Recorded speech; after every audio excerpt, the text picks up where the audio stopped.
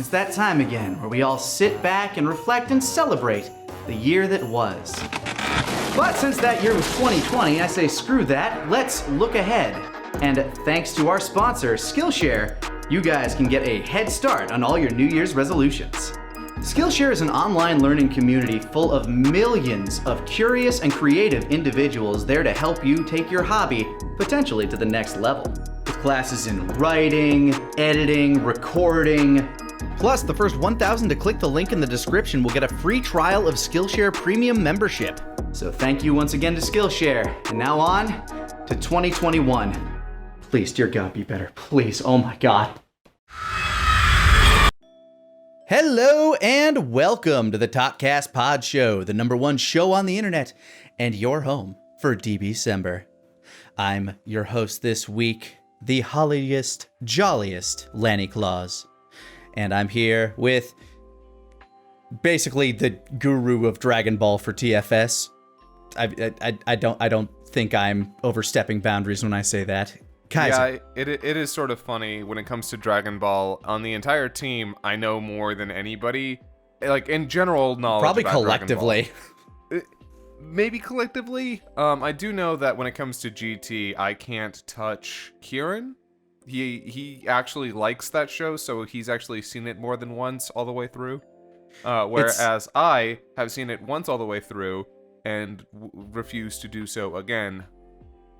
Do you know how much you know about Dragon Ball? I played this I did like a bar trivia for Dragon Ball at some point. I got 100% correct, and it's purely through osmosis of just listening to you talk about things. Hell yeah. Yeah, Hell informational yeah. osmosis, and I destroyed that bar trivia. Destroyed it. That's what I'm here for. It is absolutely what you're here for. But we are here, it is DBZA, and we've been counting down our favorite transformations this year, and today a little bit of a controversial one went up in our #2 slot. Just to date the recording of this. I don't know if you actually saw my pinned comment. I did. Yeah. I don't feel guilty about it, and it's not necessarily an apology. But moreover than anything, it's kind of just a small tacit acknowledgement of like, hey, yeah, we know this probably could have been a technique. We don't care. It's awesome, and we wanted to talk about it, so fuck you. Take it.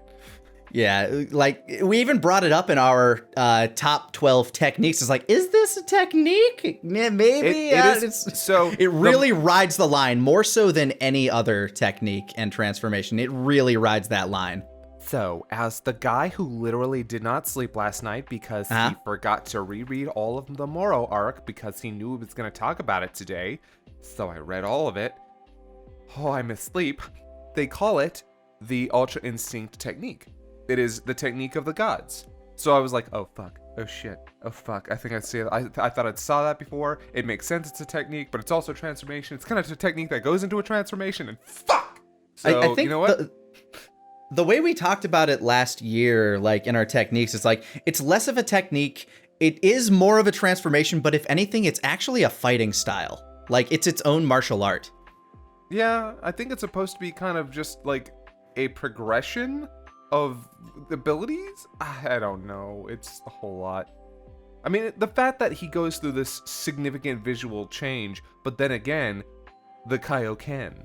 The Kaioken gives him a, like, I don't know if it's a physical change though, because it's an aura change. His aura changes, but nothing else changes. So I don't know. Yeah, his muscles get like juice. It's kind of like Luffy going gear second, you know, where it's just like his blood's flowing, and I mean even the visuals kind of like line up with that one. Oh yeah, if Oda took a lot of inspiration from Toriyama, and I'd be really honestly surprised if gear second weren't an immediate, if not reference, then homage to Kaioken, or at least inspired by. You know what I mean? But yeah, the fact that like Ultra Instinct popped up like what? Is it 2 or 3 years ago now that like Super ended? When was the first time we got Shidazed?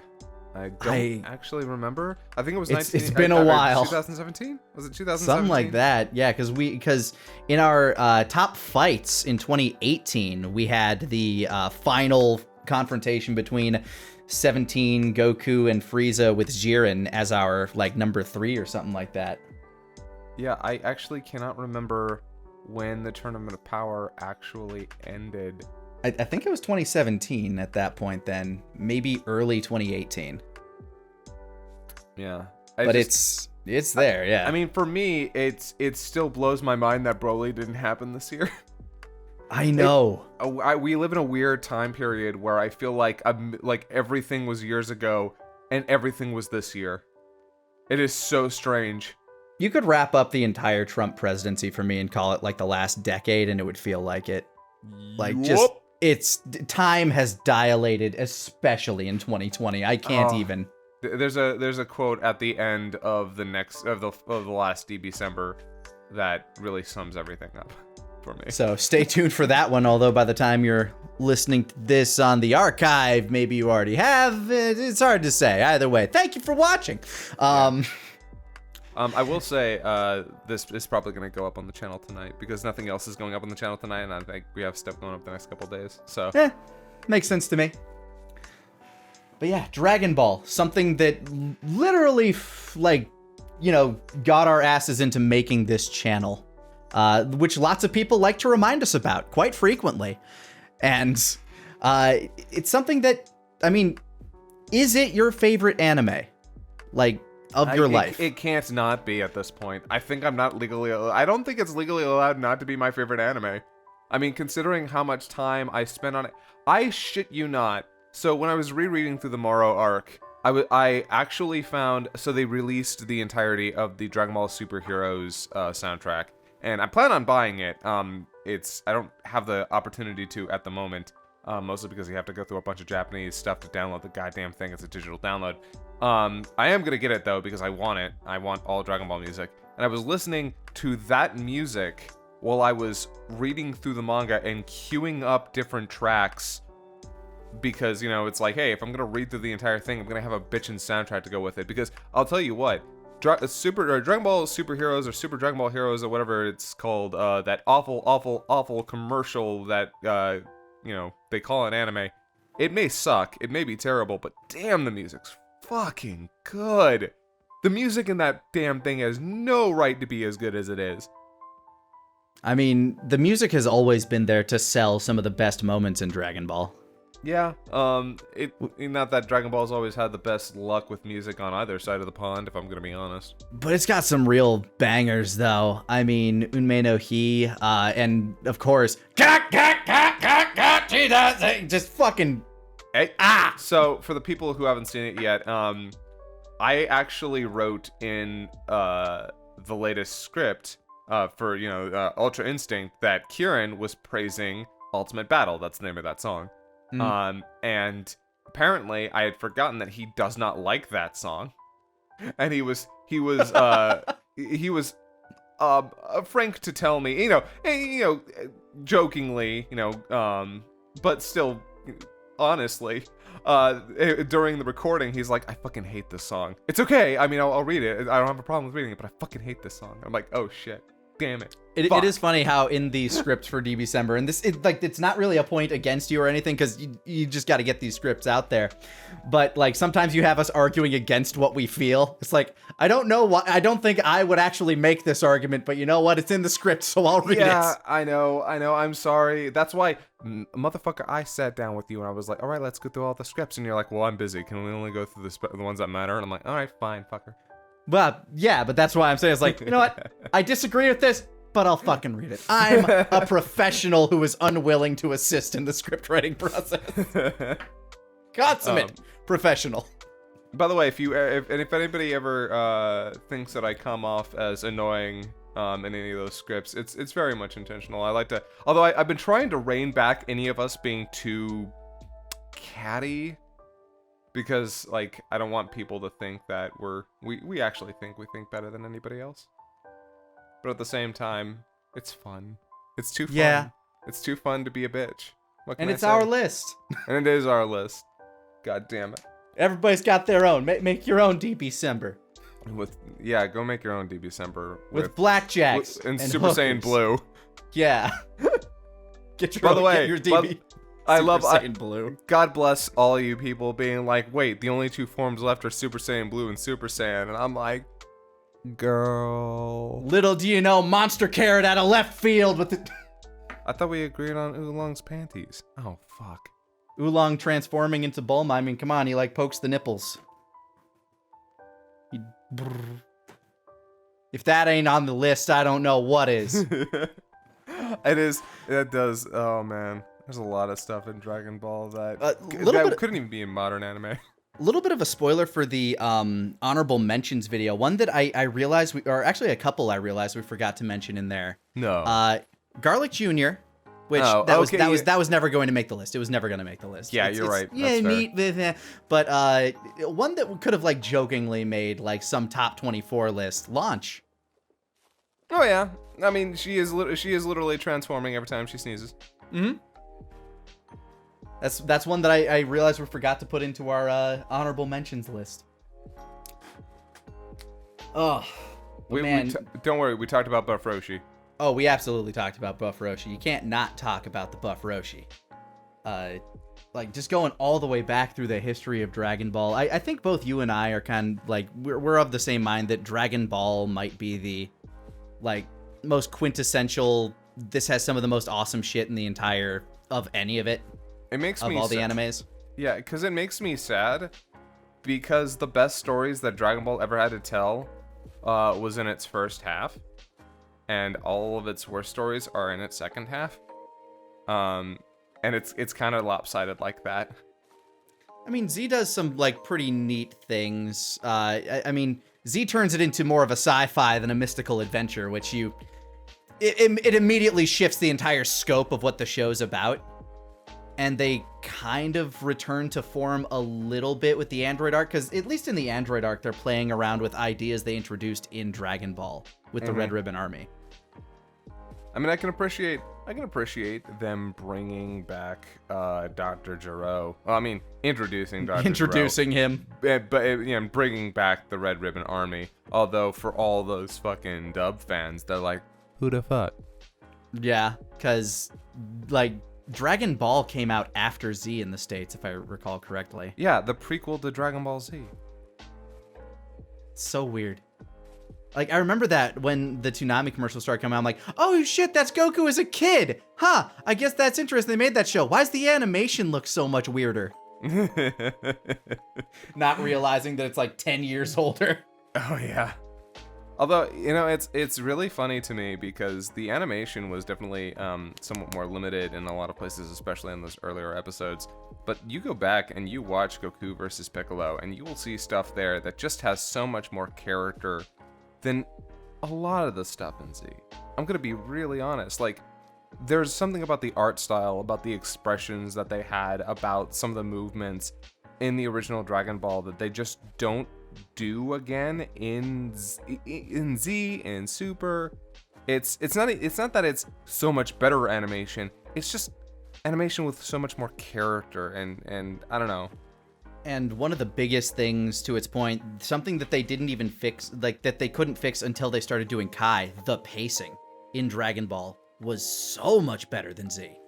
That part of that actually had to do with the fact that they could put filler arcs in on a regular basis. Not that they were all good, but if I'm gonna be honest with you, I was watching Dragon Ball not knowing what was filler and what was not. Same. And I had trouble differentiating, and I was never bored. And that's one thing I can say about Dragon Ball. Not knowing what the filler was, I never got bored, and I heavily enjoyed it. I also enjoyed the dub, which I should say I had to rewatch some of it because of DBZA. Does not hold up. Not incredibly, but it has some charm to it. Oh, it has charm. It is. Oh yeah, it is like brimming with charm. There's nothing like some of that old dub jank charm. It's like a textural glitch in a video game where it's just like, ooh, mwah, just frosting on the cake. It's a really interesting, like, I know they were doing that dub around the same time. I think they were working on the Cell arc, I think it was. Maybe. I can't remember. I'd actually have to go back and check. I know that I was getting my VHSs back then, back when I had to order them from the distributor so I could get them without having to go to fucking Sam Goody or Suncoast or whatever. And Rip stores. rip stores. And I don't know, the dub itself is, everyone talks about how like Stephanie Nadolny is a good Goku, and like, oh hey, they kept the original dub score and it's closer to the original script, and it is, and I'll agree with all those things. But then you hear any of the side characters, and you're like, oh, and then you mean hear like Yamcha, you mean and like you're one oh. you mean like one of Sabbath's like 20 voices? Yeah, He is everywhere in Dragon Ball, and man, does he play some pretty risky characters at times. Actually, though, that will. They were really, really happy to have Chris Rager, because Chris Rager could take over for like half the voices that Sabbath was doing at the time. Yep. Oh man, like it was that era of Funimation where you just notice like a number of actors just popping up in the background everywhere. I think the first time I really noticed it was in Yu Yu Hakusho. Oh, yeah. And Bryce Armstrong showing up as like every other tertiary throwaway bad guy. Bro, hold on. You watched Baki, right? I did. Did you watch it dubbed? Are we talking Baki the Grappler? Like we're talking about Netflix OG... Baki. Oh, well, yes, I've watched that dubbed. Oh my god, there was an episode. It's the episode where that one dude who fights with a literal, like, just a gun. Mm-hmm. In that episode, it is the most bizarre thing. So Kyle Hebert plays the guy who uses a fucking gun during martial arts battles. Yep. Gets beaten. Next scene, hospital. The doctor's Kyle Hebert. Mm-hmm. Next scene after that, the teacher in Baki's class is also Kyle Hebert. Yep. I swear to God, I was fucking dizzy from that fucking just sucker punch to the jaw. 3 scenes in a row, Hebert. And he does not differentiate his voice nearly enough to get away with it. And when he's in the booth, it's like, you don't... I mean, I guess he would know he's in the same episode. Oh, yeah, he knew. Because they aren't changing... They aren't changing the whole episode around when he's going through there, but... Man, that is... You know, that's you gotta love some dubs like that. That is the director saying, "Hey, I just need this done." Yeah. Oh, yeah. A mixture of we got to get this done, and I bet you I can get away with this. I don't want to pay somebody else X amount of dollars to come in here and dub 3 lines as a teacher. We're already paying Troy Baker $600 an episode. Oh God. Anyway. Dragon Ball is a fun anime that has had a couple of different dubs. Actually, it was really funny and cool. Martin got to wish Ryusei Nakao, voice of Frieza, a Merry Christmas. No shit. He got to say Happy Frieza Day to Frieza. Yeah, exactly. It was Linda Young, Christopher Ayers, Derek Stephen Prince, Damon Mills. And Martin. And yeah, they got to all, wish him a Merry Christmas, via a Zoom thing or whatever. Cause they did like a whole special thing where they got all the Friezas in one room to kind of like, for some event. And it was really cool. I am so happy that Martin was recognized as one of the Friezas. Oh yeah, me too. Actually, it was really cool because when he messaged me, he's like, "Hey, how do you pronounce Ryusei Nakao's name?" And I'm like, "Here, I gave him 2 ways to say it. I'm like, Ryusei Nakao or Ryusei Nakao. Do whichever one you feel more comfortable with." And I repeated it a couple times both ways. Oh, that's amazing. I hadn't heard about that. That's great. Yeah, it's pretty cool. I'm super happy for him. Good old Freezy squad. Didn't Martin inspire Ayers' interpretation of Frieza? I don't know if that's true. I doubt it inspired it. It's just Martin had, like, when you looked at Frieza and like the way Martin talked, like when you want a more quote unquote masculine sounding Frieza, not so like androgynous sounding, I still have a very soft spot in my heart for Linda Young's Frieza, because that's the Frieza I grew up with.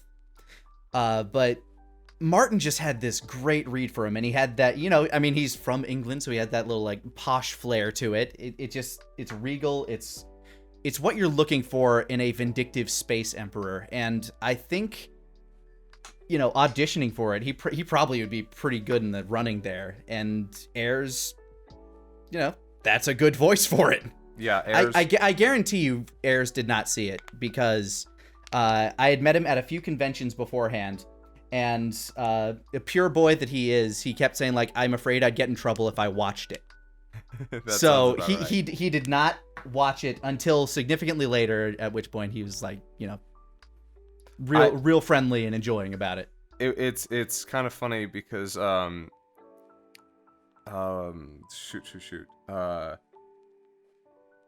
when he first showed up in Kai, I actually didn't like him.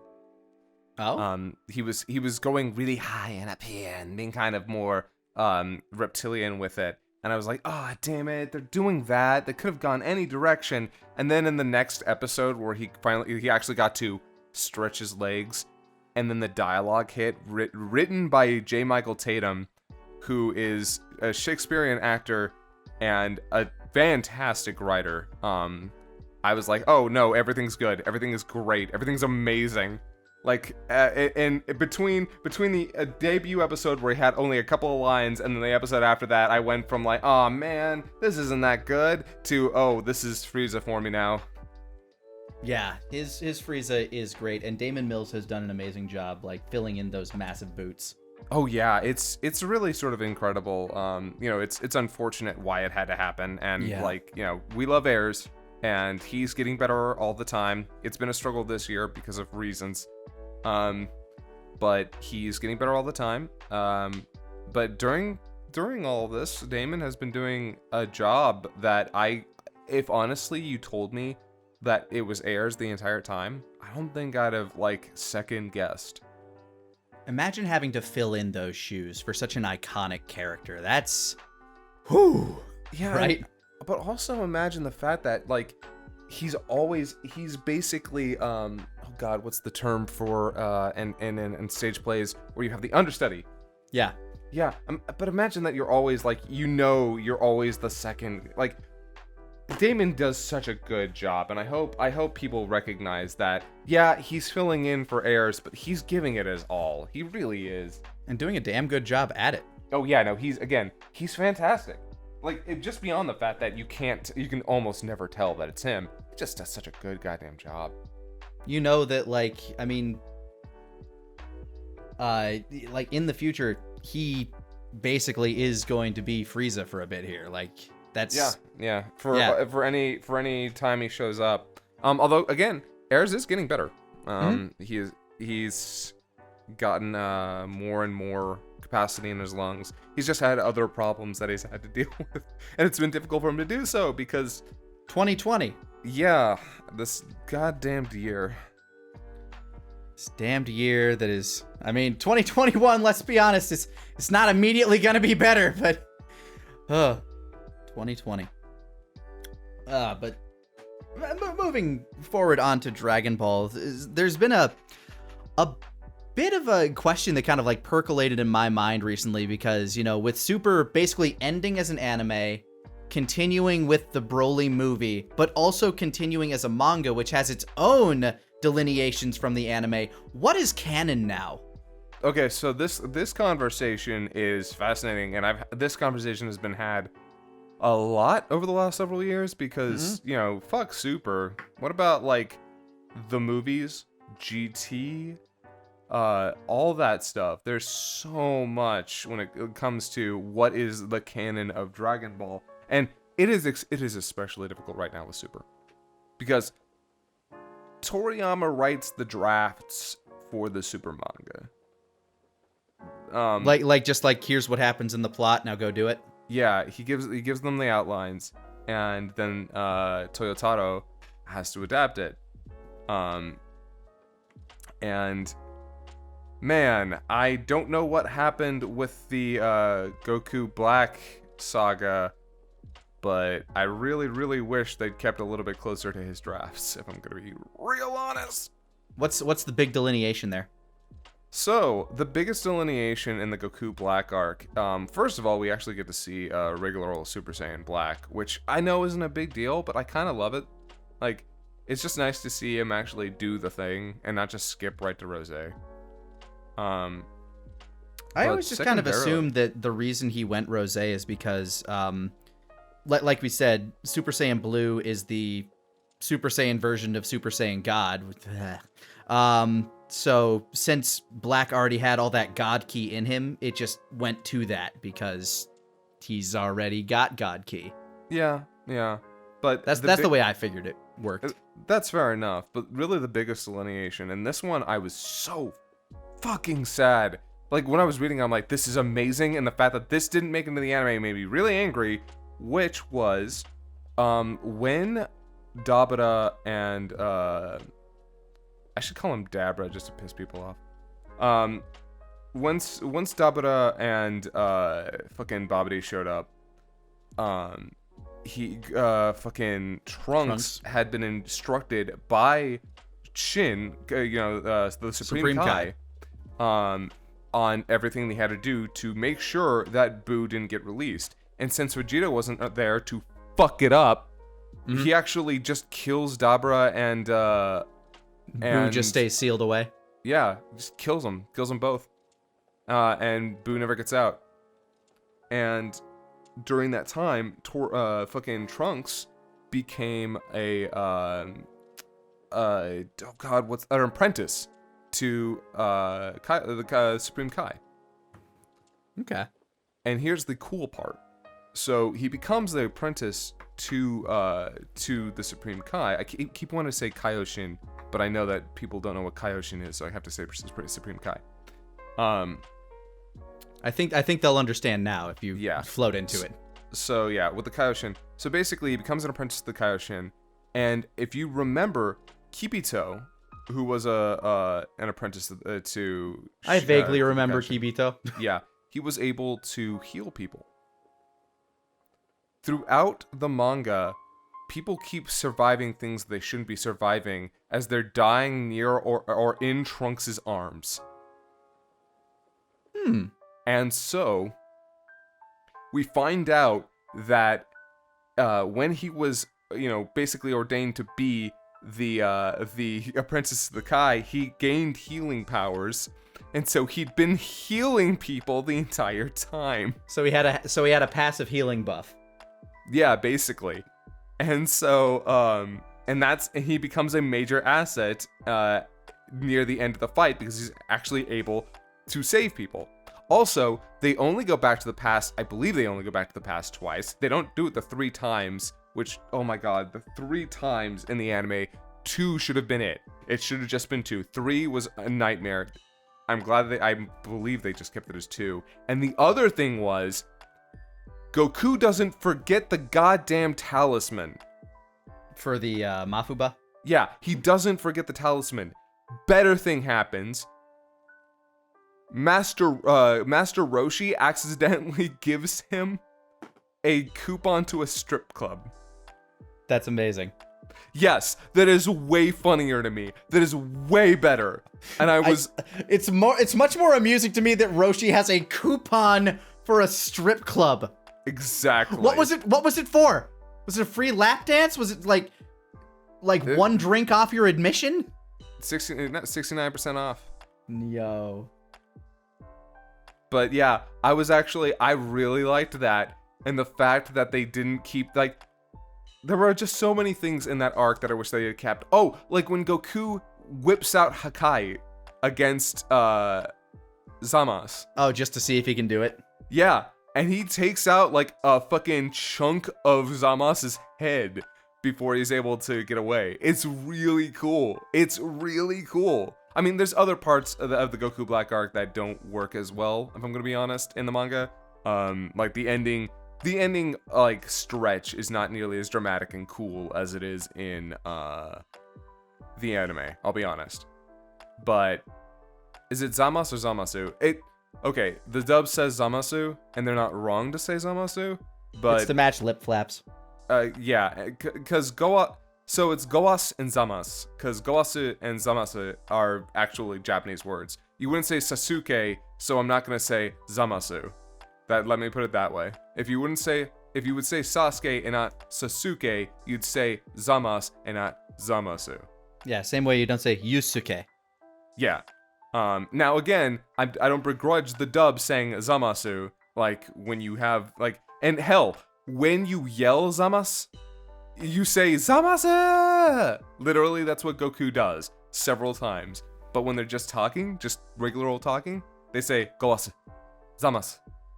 They don't hit the U at the end very hard. So that's anyway. It's the same reason that Vegito is Vegito, because Vegeta calls Kakarot Kakaroto. Yeah, Kakaroto. Because that's because they have to have it end with that hard R, like Kakaroto. And so, anyway, yes, Japanese and English pronunciation things are fun. I started with Zamas, and I don't really care to go to Zamasu. Yeah, so which of those is technically, like, since it's... Do we judge canon based on the word of God or Toriyama at this point, so the manga is still the canon? Fuck me, man. I don't know. Like, in my mind, what I've always done, and what I will continue to do, is I will take the anime and the manga and then combine them together. Take the best parts of both and then combine them together to make the canon in my head. That's what I do every time. You know, yeah, whatever canon is in your heart is true canon, I suppose. So that kind of nerfs my next question, which is Broly canon? Technically, yes, actually. In both the anime and the manga, because both the anime and the manga reference immediately to that event. I mean, the anime... Well, the anime can't. The anime was done. I mean, well, that movie is the anime. Yeah. That movie is now canon. Unless, which would be really funny, but unnecessary. Although, I don't know, I'd like them to elaborate on it. If they were to actually take Broly and make it an arc when they do Super 2. I hope they don't make it an arc. I really, really hope they just keep making movies. Just movies. Just movies. Also, there's the question of whether or not Super is canon to anything. Which, like, for me, canon is the original manga run. That is like, when it comes to Dragon Ball, first issue, like, all 591 chapters. That's all I care about. Everything else is whatever. Like, so it's from Goku getting hit with the car to Goku flying off with Oob. Yep, that's the canon. Everything else is its own canon. That's for me. If that's not for you, like anybody at home, if you think, well, I think this is canon, cool. Canon is up to the interpretation of each individual. I might argue with you, but you're not necessarily wrong. Yeah. Do you think they're going to make another anime out of the I guess the only arc after the Tournament of Power is the Moro arc, right? I mean, it's been pretty long. How often have these chapters been coming out? By the way, I think I meant 519 chapters, not 591. And they've been How coming dare out. You, sir? I know. I'm sorry. I didn't sleep last night. Yeah, the Moro arc is immediately after Broly. In fact, the arc after the Tournament of Power ends in the manga, which, by the way, the Tournament of Power ending in the manga, like, is not amazing. It's not bad, but it's not amazing. But immediately after it ends, it just shows a 2-page color spread of Goku and Vegeta fighting Broly. And then immediately after that... go see the movie! Yeah, and then immediately after that, it's Goku teleporting to Vegeta. And it's implied to have been immediately after the scene where Goku says, "Call me Kakarot." Call me Kakarot. Yeah. Yeah. So that's heavily implied. So, I guess so Broly's canon. Good to know. Broly's canon. Moro is canon currently to the manga. I cannot help but imagine that if an anime is to happen, with the Moro arc. If another anime is to happen, they will adapt the Moro arc. Or is it called the Galactic Prisoner arc? Yeah, which is actually kind of cool because it's something that they're, like, actually expanding upon that they introduced early on with Jocko. Jocko needs his goddamn OVA. God damn it. With Bulma's sister? Yeah, I mean, Tights shows up in the Moro arc, and it's like, guys, for the love of God, please just give us an OVA to explain Jocko and how he came to be in this, like, story. I mean, he's fun, and I'm pretty sure that despite the fact that he inexplicably shows up, people really still enjoy him, but the Jocko manga's good. By the way, the Jocko manga is good. It's available on many different places. If you can read it, definitely do so. It's worth the read. Dragon Ball has been, or I guess Toei has been really weird about the Dragon Ball OVAs and the fact that none of them have gotten fucking dubbed. Yeah, that's largely because a lot of them aren't technically OVAs. Both just like little specials or whatever. Yeah, because Plan to Eradicate the Super Saiyans and episode of Bardock are technically not OVAs in the traditional sense, and because Son Goku and his friends return. That one is a little bit more surprising to me. That one is actually an OVA. I really expected that one to end up as like a special bonus feature on fucking Battle of Gods, but no. Everyone did, man. In fact, there was some rumor that they had dubbed it, but I guess things didn't go through. Now, again, that's a rumor, and I really do mean it's a rumor. I'm not saying like, oh, well, I heard, but I'm just going to say it's a rumor. No, it was a rumor. I have no confirmation on this. Is the only English dub for Plan to Eradicate the Super Saiyans Plan to Eradicate Christmas? Yes. Enjoy our favorite Christmas tradition, everybody. There's a fun little dub that somebody did of episode of Bardock, but besides that, yeah. That's crazy to me. I remember at one point, hey, if anybody wants to know, at one point, I was actually looking at getting a cast together to fan dub Yo Son Goku and Friends Return. I remember that. Didn't happen, but there's only so much hot water you like jumping into at any one time. Yeah, and doing a straight fan dub, I think, was the clear line. Yep. Yeah, especially one that would have been fairly prominent at the time. Yes. No reason to step on those toes. Yeah, we've already stepped on plenty already. So when did the Moro arc begin in the manga? Like, was it while the anime was still going? No. I am 99% sure that the Moro arc began after the anime had... It was coming to... God damn, when did the Moro arc start now? I mean, it would have to have been, like, with Broly being part of the promotional material before it would have had to have been after the anime and sometime around Broly. Yeah, because, well, I know it started in 2018, and I can't confirm the anime ended in 2018. I don't know what the overlap is, though. I'm guessing they were probably working on it, but didn't release it until, like, sometime around when Broly was coming out. Oh, I can only assume. Okay, I am almost certain now that I'm looking at the chapter where it started. Chapter 42 was November 20th, 2018, and I'm pretty sure. Okay, so this arc is over 2 years old at this point in the manga. How often have they been releasing chapters? Is it like once monthly or? Yeah, it's once a month. Okay. They're long chapters. That's what they do. Is I think they're like almost 40 pages each time. Holy shit. Yeah. Like it's a lot of pages, so it's not like it's not 15 pages a month. That would be literally the worst. But yeah, it's I think it just ended this last week, actually. In fact, I think on the 20th is when the final chapter of the Moro arc actually hit. And I hear rumored that they're already looking forward to another arc. Yes. That was enthusiastic. Dude, because what they just did, like, oh man, okay, fuck, I don't know. I don't want to spoil anything. Okay, so let's go through Moro first, and if people decide they want to read it on their own, shonenjump.com. Yeah.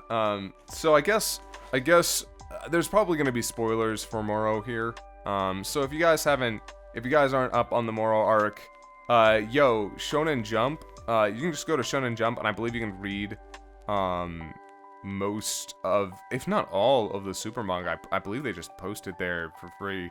If you can't, Shonen Jump is incredibly cheap. Like, I think you can even get a free trial and just read the whole damn thing in a day or two. It's really good. All right. I mean, it's Shonen Jump's really good. Whether or not the Moro arc is good is all up to you. Yeah, completely subjective. Yeah. Whether you enjoy this galactic power-stealing goat man. He is indeed that until he's not. And then he becomes galactic power-stealing goat cell. Yeah. So we're introduced to this arc by the fact that this guy is imprisoned and he looks like old Satan goat. Yeah, old Satan goat dude, and it's really interesting because it starts out with Maris, and it was really distracting because Maris is Niles Crane's wife. Maris is a member of the Galactic Patrol, and he shows up to Satan's place, and Majin naps Mr. Boo, and you know, it's really great. Satan, like, he takes out his gun and is like, no, this is self-defense. I gotta save my friend. Shoots my baby. Yeah. I do love how much Mr. Satan loves his heterosexual platonic life partner, Boo. His silent Boo. Yeah. And they're taking off with them because apparently they need him and so this is a really cool part of the arc that I really like. They're like, yo, we need the Supreme Kai inside of Boo. Because not a lot of people might remember, Boo is only the way he looks because he absorbed a Supreme Kai. The Supreme Kai, like the big master Mama Jamma dude. Yeah, the Grand Supreme Kai. And after that, so yeah, he tries to kidnap him. I say kidnap, but they're pretty upfront about like, yo, we need him, and he's asleep. Boo's asleep the entire time. Because, you know, Toriyama doesn't know how to use Boo. So he just puts him to sleep. Yeah. And so they take Boo with them, and Goku and Vegeta show up, and they come with because they find out that, yes, in fact, this Moro dude is a very, very scary dude who's been alive for 10 million years. And he's been in prison for, like, that entire time, but nothing can kill him. Like, they even say, yo, we were supposed to put this guy to death, but we can't kill him, so we don't know what to do. We just leave him. But Moro broke out at some point. Moro had gained just enough energy to break out of the prison. And so another cool part. A really cool part. He breaks out when he finds out that there are these things called DragonBalls. And he finds that out because another prisoner in there was a Frieza soldier. Oh shit, that's actually kind of cool. Who deserted on Namek. And just ditched the planet, got caught somewhere. Yeah, and so basically he knows all about what Frieza was trying to do. He knows about the Namekian Dragon Balls. Takes off, ends up in prison. Moro hears about it after, like, this guy's been talking to other prisoners. So he takes Cranberry with him. And yes, his name is indeed Cranberry. So this goat all man, of his soldiers shall be named after fruits. Yes. And I love the fact that our main villain, at least for the first third of the manga, has this Frieza soldier, just this regular ass looking dude, as his, like, kind of liaison slave. Yeah, his liaison slave. It's great. And getting a lot of King Piccolo Pilaf vibes there. Oh yeah, absolutely. And the best part is, so this guy is, I'm gonna be honest, Moro as a character is paper thin. He's got these moments where he's legitimately creepy and powerful and scary looking, and the fact that his power is derived from the life of other things. Whenever he powers up and whenever you feel his ki, Goku likens it to, like, thousands upon millions of screaming, suffering souls. So he's Cell. Yeah, he's really super duper Bobbity Cell. Okay, Magic Cell. Gotcha. Yeah, he is Bobbity Cell mixed with Dr. Gero. And it's really mixed with King Piccolo. Mixed with King Piccolo. He's literally every villain beforehand rolled into one. Just in every way. A little bit of a celebration there. Down to he has like troops that do his bidding. Like he's literally every villain beforehand except for maybe Vegeta, maybe. If only because Vegeta was just Proto Frieza when he appeared. So like there you go. Yeah, he is literally just every villain before him. And again, his design is really cool, but you know, even they managed to fuck that up later down the line because I don't know. I guess Toyotaro was like, well, since he does this one thing later in the manga, we're gonna change his design one more time to give him a human face. And I'm sorry, the goat face was his most distinguishing feature. When you get rid of the goat face and just give him what is essentially Cell face, it's almost exactly Cell face. Yeah, it's really unfortunate. Because so he gets that when he wishes. Like, what does he wish on the Dragon Balls? Does he wish to be young again, or does he wish to have a beautiful face? He that's not when that happens. It's actually way later, and I don't want to spoil too much for everybody in the audience.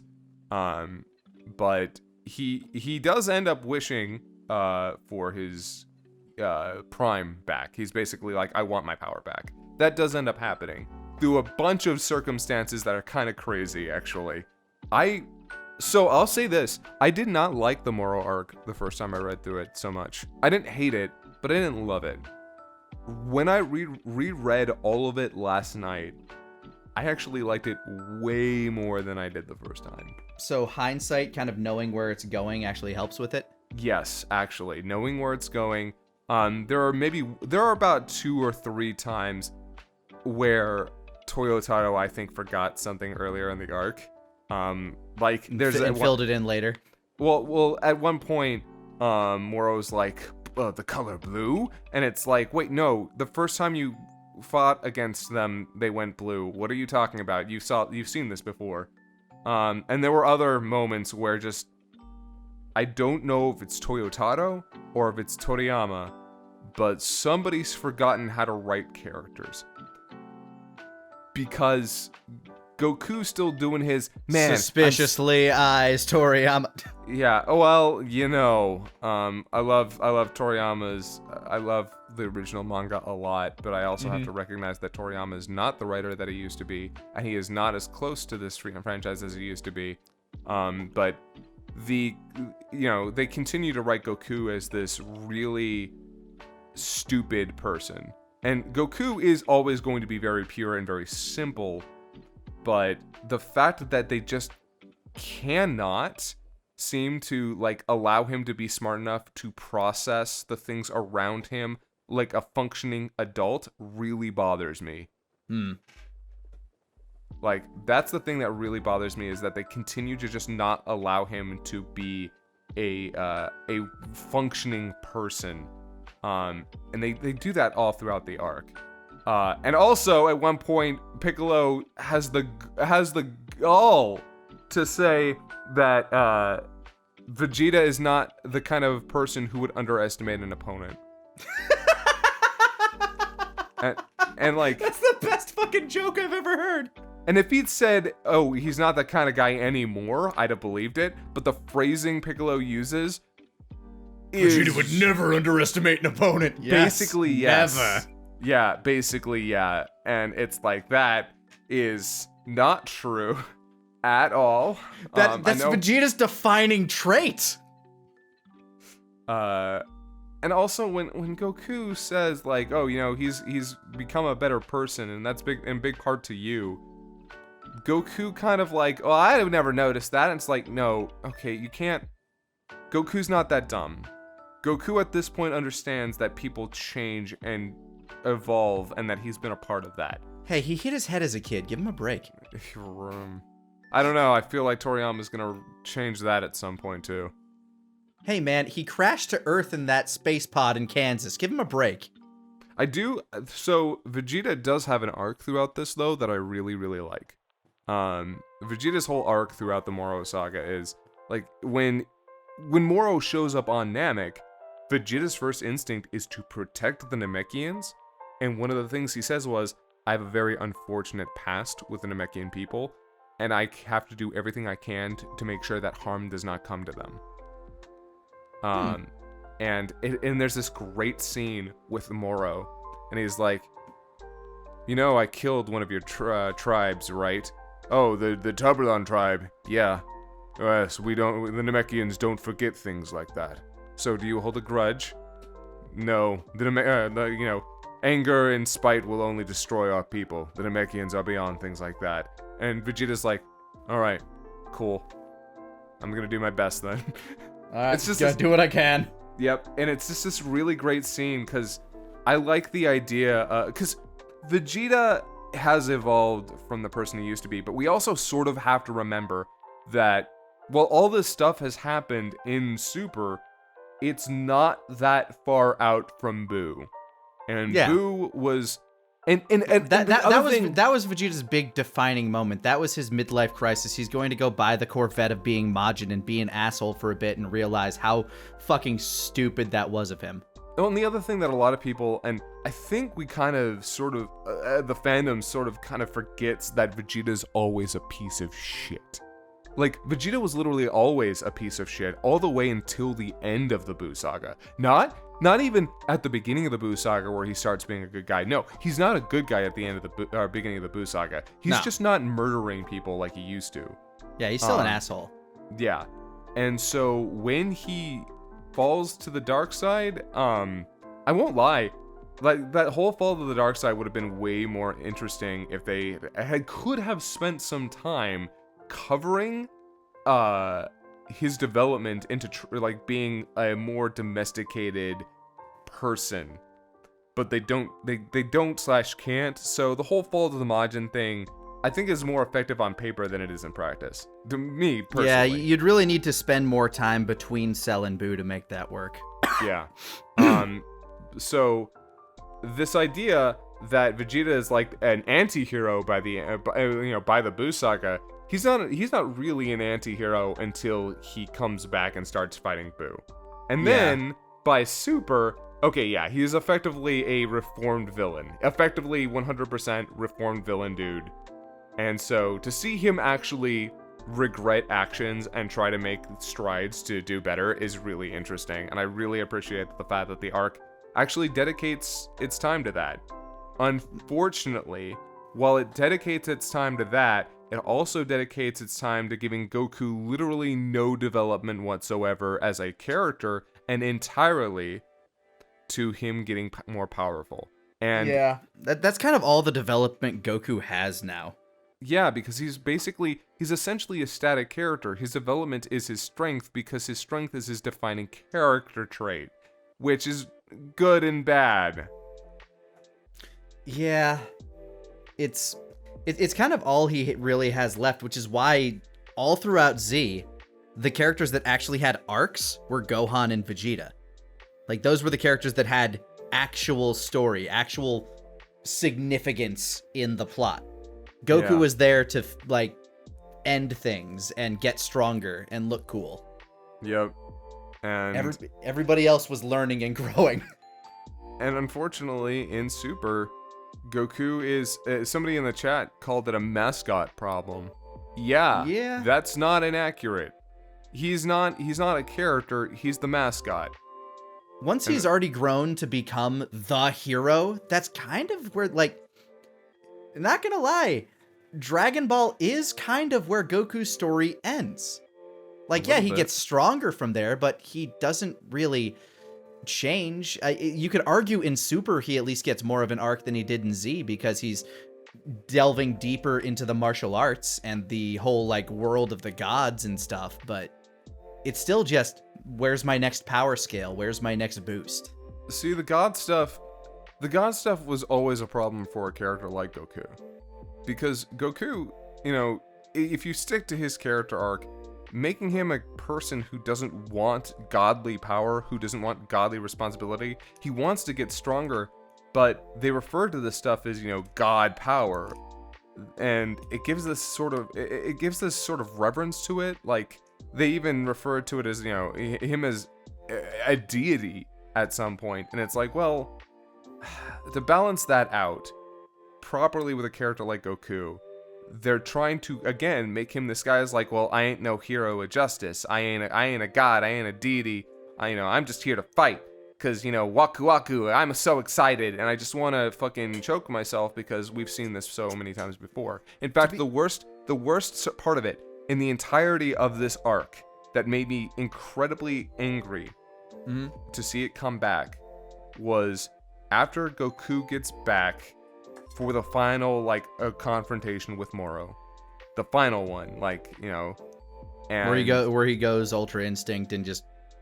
Spoilers, but yeah. I mean, if that's where it's leading, and everybody knows it. Yeah, that's what the arc very early on seeds that we're gonna get back to Ultra Instinct. When he shows back up, he saves Krillin from a character, and Krillin's like, "Man, are you sure you can handle this? You gotta be scared."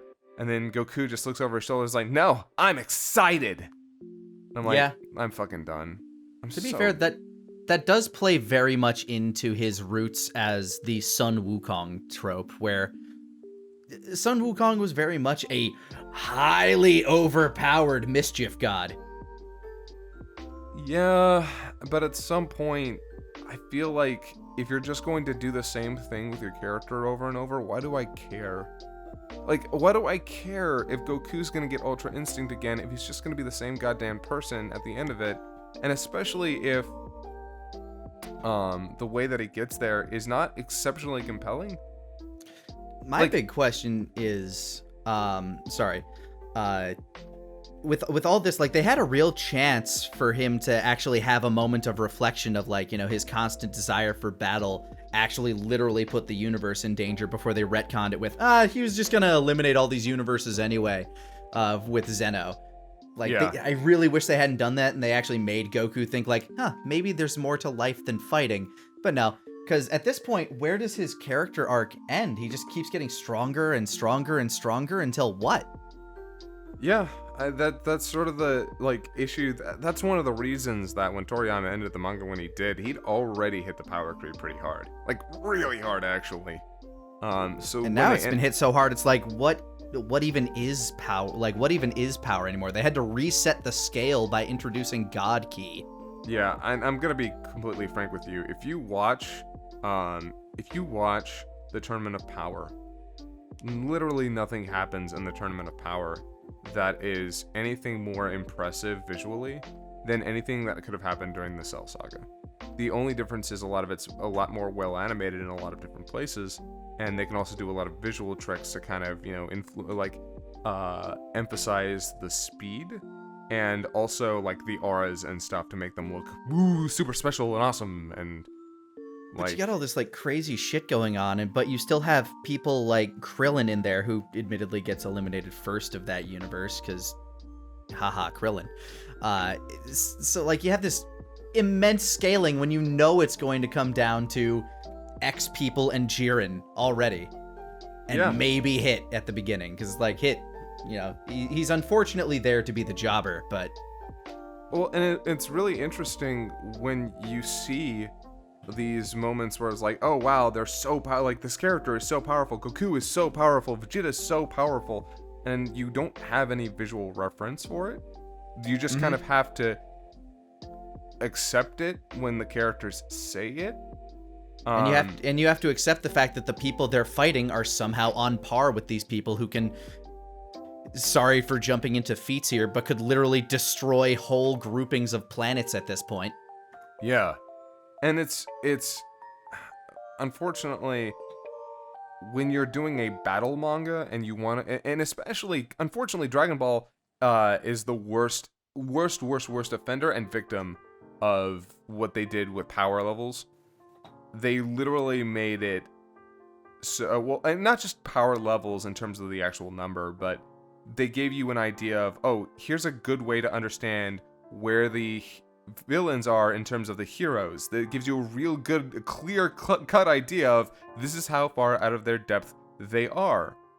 And even if you throw out the numbers, like, forget the numbers. You just have to start paying attention to, well, if he is literally that much stronger than this character was at this point in time, and you try and keep track of it, it starts becoming this whole new problem of, wait, but if this character, like, oh god, like, okay, in Battle of Gods, near the end, I believe they dropped a percentage for Beerus. It was something they probably did. Like, I'm only using 20% of my power or something. I can't remember if it was 20% or if it was 70% or whatever. But I do know that at this point, Goku is much, yeah, okay, 70, yeah, much stronger than he was when he fought Beerus in the Super Saiyan God form. Much stronger. Yeah, like, just by going blue, he's that much stronger. Yeah. So, can he fight Beerus or not? And that's kind of that is a thing. I know we shouldn't be caring so much about that, but Goku would care about that. The entire show is about that. Literally all of Dragon Ball Z now is just, can Goku fight him and can Goku beat him? And I don't like that the show is about that. Once he had Ultra Instinct, Beerus doesn't stand a chance. Even, like, in the Tournament of Power, they say Jiren is, like, he can fight a god of destruction on even keel, maybe even beat one. Like, they say that flat out. So when, like, you know, Goku's going toe-to-toe with him and handing him his ass in Ultra Instinct, yes, Goku at this point would be able to slap the shit out of Beerus. I mean, you must assume, right? Yeah. I mean, I do, and here's the thing. I really liked Trunks' whole spirit sword thing. I'm gonna be really honest with you. I liked that. I think it came out of nowhere, was inexplicable, and if it had been it's a fun little spirit bomb variant. I like things that kind of, like, take a move and then do, like, a little twist on it. Yeah, I thought that was really cool. I thought that was a cool way. That should have ended that fight, because what a great moment where he's like, no, this is literally all of the energy we have left. I'm gonna cut your bitch ass in half. It would be very Power Rangers. Yeah. I would have been totally fine with that. And then the arc just had literally the worst ending in all of Dragon Ball, and maybe one of the worst endings in all of Shonen. Where they just deleted the timeline, but then left them in a little time bubble somehow. Where they found another version of the timeline where Black never showed up, and now Trunks and Mai have to exist in the same reality with themselves, which that's not an existential horror at all. You might as well just... Would they have even met without Goku Black? No. So, maybe. I don't know. Would Mai still be 17? I don't... What? Why did she end up being that young in that arc? Because, like, that's something that's never made sense to me. Nope. The reason they ended up that young was because Pilaf stole the Dragon Balls and they became kids for some reason. But it literally makes no sense. And the more you think about it, the angrier we're all gonna get. In the canon, Zamasu went back, killed that stole that Goku's body, killed the real one, and so, like, went about, like, destroying everything. So the Dragon Balls aren't a thing on that world. Well, the Dragon Balls. The thing was, Black skipped town to another timeline. And ended up in Trunks's. That's the whole thing. It's a whole. I do not like the story for the Goku Black arc, even though it has a lot of really cool set pieces and character moments. They're jumping all over the Jeremy Bearimy. Oh yeah, no, they fucked the Jeremy Bearimy right up. It's awful. Multiverse theory is a bitch. In fact. So, but yeah, I don't want to talk about that arc any more than I already have, because the more I go over it, the more infuriating it gets. But yeah, it's, again, and the frustrating thing is the Goku Black arc is actually one of my favorites, so. That is frustrating. I love this arc. I don't want to talk about it. Yeah. Can I be honest about something? Yeah. The Universe 6 tournament arc sucks. It has a few standout moments, but I don't necessarily disagree. The only moments It reminds me of the Chunin exam. The only moments that I actually care about are Kaba, because Kaba's cool. I actually like Kaba. I actually like all the Universe 6 I like his interaction with Vegeta, and Vegeta taking on this kind of mentorship role. It's like, God damn it, you can't even go Super Saiyan, you worthless little shit. Yeah, I liked that. And I like Hit. Yeah. Hit's cool. Hit worked. Way to go. Hit and Kaba are the only parts I really remember. I do have a fondness in my heart for Frost, with his like little cheating ways, and then when he goes into his third form and Goku's like, oh, I've never seen that one before. That was cute to me. Yeah, I don't like Frost myself. I don't hate Frost. I would have liked Frost more if they'd actually stuck with what they were doing at the very beginning, where they were like, no, he's actually a good guy. I really wish they had just stuck with that, because when they pulled it out and said, oh, nope, he's bad, I'm like, oh, great, thanks for doing Frieza again, I guess. Whatever. Doing Frieza again, but like a less empowered Frieza. A Frieza that already knows he's not the top of the pecking order. Yeah, no, he's a political Frieza. He's lawfully evil Frieza. Yeah. It's, and just the entire thing, a lot of it is poorly animated, a lot of it goes nowhere and does nothing for the characters. It's all just, oh, hey, setups for fights that don't mean much of anything, and it's just a setup for the Tournament of Power later. Its best contribution is the fact that it introduced Hit, and Hit is still, to this day, my favorite part of Super. Also, that whole climax where they played the opening song would have worked way better if the opening song weren't one of the worst opening songs of all of Dragon Ball. Don't fucking at me. I don't even remember the opening song in that arc. Oh yeah. And by the way, that little rendition I just did had more excitement and more character than the actual singer of that fucking song did.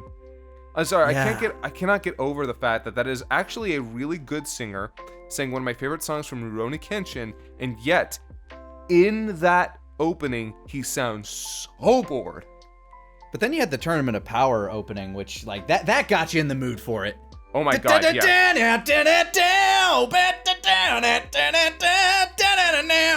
Yeah, that one, like, that one's a banger. Yeah. If you want to show me a fucking song that gets me hyped every time, Limit X Break, I think it is. Eh? Yeah, whatever. I don't pay attention to names. Yeah, it is fire as shit. I could not, like, I remember when that dropped. Limit Break X Survivor, thank you. When that dropped, I lost every ounce of my shit, man. It's so good. It did something real fucking clever, because early on in the arc, you're still led to believe that Boo's going to be joining them, and they had him in the opening crawl, and then as soon as like, nope, there's Frieza, popped Frieza in there instead. Like, I thought that was brilliant. Yeah, you know what? I was of the mind where when I heard about Frieza, I actually froze up for a bit. I'm like, that's cool, but that could be really bad. And then it ended up being really good. Frieza's involvement in that arc was actually 100% yes. Some of the best Frieza. Yes. Some of the best Frieza. It's weird because while the best Frieza will always be on Namek, you get some real fucking highlights of his character in Super. Like, well, after the fucking travesty that was the Resurrection F arc, the total fucking oh man, that I was about to say something. I ignore that movie. I ignore that movie and I will not watch the arc. I just assume that Frieza somehow got really powerful between being dead and being brought back for the Tournament of Power. Fuck yeah, no, while he was up in that fucking tree, he was just doing image training the entire time and got super strong. There, boom, done. That was the best part of Res F, was his teddy bear hell. Yes. Like, I don't need Res F, I don't need the arc, I don't need the movie. Both are awful. That and the fact that they finally used Maximum the Hormones F. I mean, yeah, that was also pretty cool. Even if it doesn't fit Dragon Ball's aesthetic. And they didn't use it, and they didn't use it as a battle theme either, which was woefully misused. They used it for a little bit of the battle, just like a small bit of it. But you can tell, like, their addition of that into that movie was just like, we needed it at one part of the movie, and then it's done. then again, a lot of the fights, I had to rewatch part of that movie, specifically the Goku versus Frieza fight, and I remember the first time I saw it, I was like, hey, this is really cool. I actually, like, this is some of the best animated Dragon Ball fighting we've ever seen. It's also storyboarded incredibly boringly, and there's not a lot of actual good action, and none of it means anything because Beerus is over in the corner being like, yo, it don't matter. None of this, it don't matter. None of this matters. It's. So we've gotten through a full arc that hasn't been animated. Odds are we probably will get another anime at some point to cover this stuff, just because money. Probably. Do you think they'll wait until the next arc is done as well? Because, like you said, they're setting up for something else also, and I'm just sitting here thinking, with Ultra Instinct mastered and pretty much like, can Goku freely hop in and out of it at this point? Is that the idea of like how he was? It's implied that he can just do it now. So where the fuck do you go? I don't know, but they just introduced a new guy named Granola. And reminds me I need to have some brunch at some point. Yeah. Have you seen him? I have not. Hold on. I need to show you Granola real quick because make sure to pop a picture up on the archive when it goes up. Yeah, no, definitely. I'm gonna pop one into the chat as well, so everyone can see Granola. Yeah, if this thing wants to not be a total bitch about it, please. Okay, and this guy is somehow supposed to be a larger threat than Moro. I don't know how they're gonna do it. All right, there we go. Popped into the stream and popping into the chat. This is Granola. This Chrono Trigger looking motherfucker. No, Dragon Quest looking motherfucker. Oh that's Dragon Quest. You're right, with the buttoned up doublet. Yeah, we don't know what his whole deal is. We do know that he showed up immediately after the arc was over, tying it immediately into the story that just happened. It's very interesting because Dragon Ball Super has been a little bit non-committal in terms of like how each arc carries over. Like, stuff carries over, yeah, but it feels less episodic. It feels more like, oh, the story's over, end. New story. This one is immediately like, hey, so that one thing from that arc, I need that thing because that thing is important and it's really cool.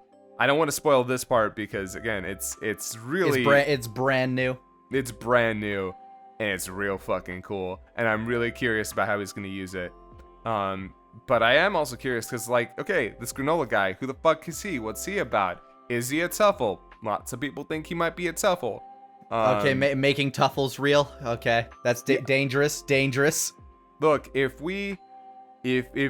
Toriyama wants to embrace the Toofs, because I don't know if he's actually ever embraced the Tsufurajin stuff. I doubt it. But I mean, here's the thing. Baby's in fighters now. So if there's any time to embrace your multiverse and just sleep on that pile of money, it's now. Like, do you think that they couldn't possibly have the same backstory? Because the idea of the Tuffles in GT was that the Saiyans beat them up and stole their technology to go out into space, when we've learned now that it's like, yeah, Frieza subjugated the race, gave them technology, and made them go do shit. Yeah, there's a lot going on in terms of what is canon and what is not with the Tuffles, and I don't actually know if Toriyama's ever mentioned the Tuffles in the manga at all. I don't know if he's ever alluded to them in the manga at all. I feel like he might have. I feel like it might have happened at some point. I don't know, but that's where we get this crazy canon. But hey, maybe GT could be a thing. Maybe. Also, somebody earlier mentioned it's a little depressing listening to the TFS guys talk about Dragon Ball stuff. It sounds like they actually don't like it. I don't know. No, we love Dragon Ball. I don't know why we would have just spent an hour talking about it with this much passion and this much energy if we didn't love it. Look, anybody who says, like, you have clearly not had a conversation with a fan of something if you can't complain about it. Oh yeah, no, absolutely. Have you had a conversation with a wrestling fan or a Star Wars fan? Oh my god, yeah. Like I can go on forever. I fucking love Dragon Ball, and that's why I can definitively say that I hate certain parts of it. You don't hate something so much if you don't also love it. Yeah, you have to love something in order to really feel that in your heart. Exactly. Otherwise, I'd just be like, yeah, this was dumb, whatever. Like, there are things in Dragon Ball where I'll be like, yeah, it's dumb, whatever. But usually that's when I'm like, because this thing was so fucking cool, so it didn't matter. Exactly. If I ever say something was, this is dumb and I don't care about it, that's largely because I'm trying to, like, shoo it away so I can focus on the things that I like. I mean, I can go on and on and on about things that I love and all the things that I hate about the things that I love. Yeah, precisely. That's just, I mean, Kingdom Hearts. There, that's all I'll say. Yeah, no, like, we love Dragon Ball. Our channel would not exist were it not for our love of Dragon Ball. And of course, we have complaints, which is why, like, I think one of the big comments we get a lot in DBZA is, man, you guys complain about a lot of these things, even though it's supposed to be, like, something that you love about. It's like, yeah, because there's always a little bit of good with the bad. Like, you gotta point out the flaws if you're gonna let the thing shine. Yeah, and unfortunately, so here's a fucking trap of writing for anything where you're supposed to be critical or supposed to present your opinion on it. Like, the trap of online commentators is that it's very easy to fall into criticizing something, because criticizing something is way easier than praising it, because the language is just focused so much easier on being like, well, we think it falls short in these areas, and while it does accomplish this, it also kind of leaves this hanging, blah, blah, blah, blah, blah, blah, blah. And I try not to do that as much anymore. There were a couple times during this DBZA where I actually could have spent more time talking about why some things worked.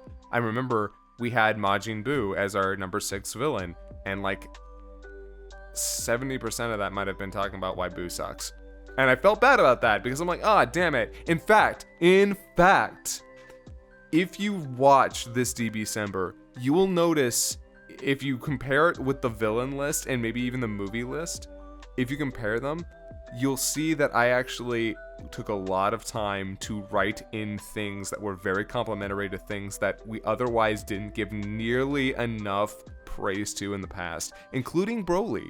Like, I didn't necessarily feel like I needed to give Broly more love. But now, after time has passed, and I've separate, like, and after he got a legitimately good movie, after he got a legitimately really fun movie, I felt like, hey, you know what? I'm actually gonna take some time, and I'm gonna write some really positive things about Broly, because there are positive things about Broly. Broly wouldn't have been as popular as he was if he didn't have things about him that made people like him.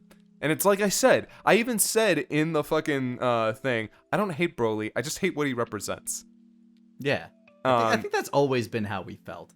Yeah, because, you know, Broly in a vacuum, in his one movie, he's cool. He's fucking cool. He's a gigantic fucking Hulk Saiyan who destroys everybody's shit. So yeah, no, that's cool. He was cool. When I was a kid, I loved him. As an adult, I've deconstructed why I don't like Broly now. As for why neither of us featured in the Super Saiyan 4 video, that was honestly, that whole thing was a script that Kieran had ready for a long time, and we thought this is the best place for him to put it. Actually, yeah. By the way, if anybody wants my opinion on Super Saiyan 4, I actually really like Super Saiyan 4. It's 90% of it. 10% of it I hate, which is mostly the pants. I think the form looks really cool. I think the transformation itself, like the entire sequence of it. In fact, when I was coming up with my list, I was doing kind of like a tier list on my own stream, like a couple of Sundays before we had our meeting to discuss like all of them coming together. Mm-hmm. Super Saiyan 4, I'm like, yeah, no, the form looks sweet. I love like the look on Goku, like the red eyeshadow, everything. But the sequence itself is confusing and weird and bleh. And it's doesn't, like, Vegeta definitely doesn't fucking earn it, and it's Oh yeah, Vegeta super doesn't earn it. Ooh, Mega Super doesn't. But you know what? Like, as much as it might have been an ass pull, I do like the idea of like, oh, this is primal, this is Return to Monkey. The part that made the least amount of sense to me wasn't even the fact that he got random clothes. It was the fact that he somehow became older. Everything about it doesn't make sense. Yeah, it's like that was me. Yeah. No. Still really cool. Deserves its spot on the list. Like I'm more willing to accept that he got older because his whole body transformed in that point. So like I can accept that if he can turn into a giant monkey, he can turn into an adult version of himself. I'm okay with that. If he was already old, would he have gotten older? That didn't happen to Vegeta. I mean, how do you know?